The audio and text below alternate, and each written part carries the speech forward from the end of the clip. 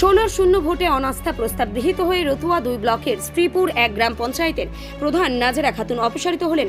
মঙ্গলবার অনাস্থা ভোটে উপস্থিত 16 জন সদস্যের প্রত্যেকেই তার বিরুদ্ধে ভোট দেন। প্রধান সহ মোট 7 জন সদস্য সভায় অনুপস্থিত ছিলেন।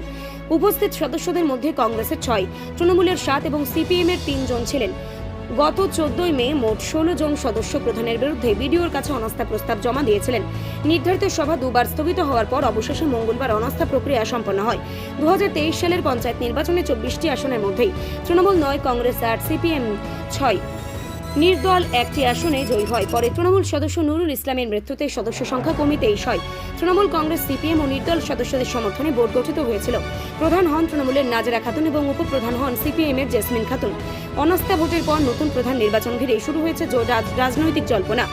কোন সমীকরণে নতুন বোর্ড গঠিত হবে সেই দিকে এখন নজর রাজনৈতিক মহলে। অপ্রীতিকর ঘটনা এড়াতে পুকুরিয়া থানার পুলিশ মোতায়েন করা হয়। কড়া নিরাপত্তা শান্তিপূর্ণভাবে ভোট প্রক্রিয়া সম্পন্ন হয় এবং এ বিষয়ে অপসারিত প্রধান নাজেরা খাতুন কোনো প্রতিক্রিয়া পাওয়া যায়নি।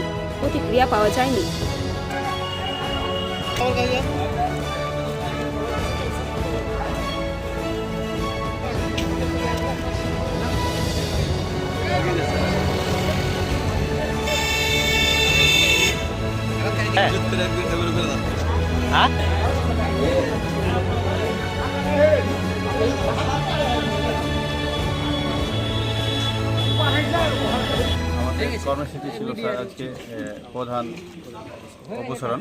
আচ্ছা, আমরা গত 3 মাস আগে 14ই মেতে করেছিলাম। 2টো ডেট মিস হওয়ার পরে 3য় ডেটে আজকে আমরা অপসারণ করতে পেরেছি। এর পরবর্তীতে আবার সরকারি মতামতে যেটা ডেট দেবে ডেটে আমরা প্রধান পঞ্চায়েতে টোটাল আমরা 24 জন, একজন মৃত। 8 জনের মধ্যে আমরা আছি এই পক্ষে 16 জন। আচ্ছা, আমাদের কংগ্রেসের আছে 6 জন, আচ্ছা, আর টিএমসির 7 জন, সিপিএমের 3 জন। এই 16 হ্যাঁ, জি, অপসারণ করা হলো আজকে। কেন করলেন অপসারণ? অপসারণ এই কারণে করা হলো, আমাদের জীবিতে ঠিকঠাকভাবে কাজকাম উন্নয়ন হচ্ছে না, বা আমাদের মেম্বারদের সম্মান দেওয়া হচ্ছিল না। নিজের মতো করে ও কাজ করছিল বলে আমাদের জনগণের সবার মত নিয়ে আমরা ওকে অপসারণ করার প্রক্রিয়া নিয়েছি। আপনার নাম?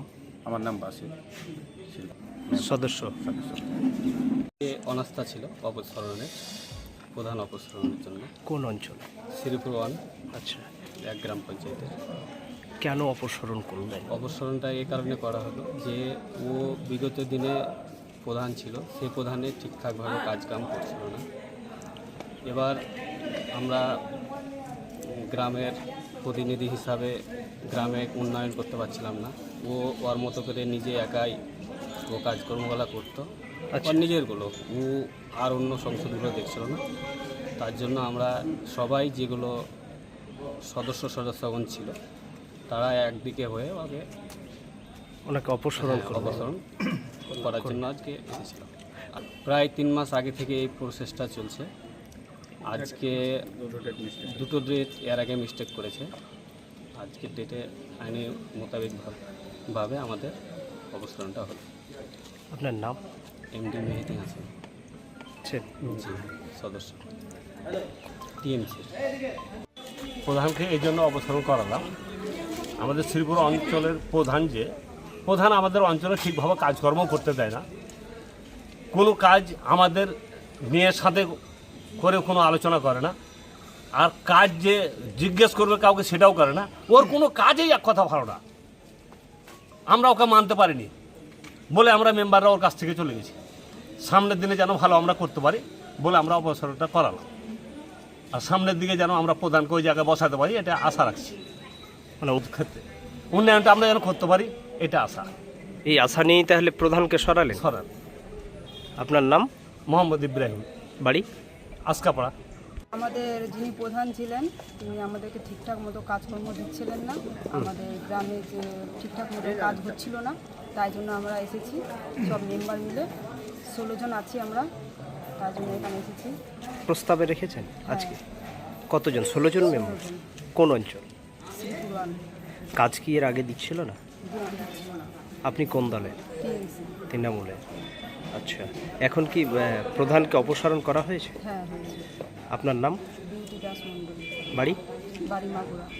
সদস্য পঞ্চায়েত? সদস্য।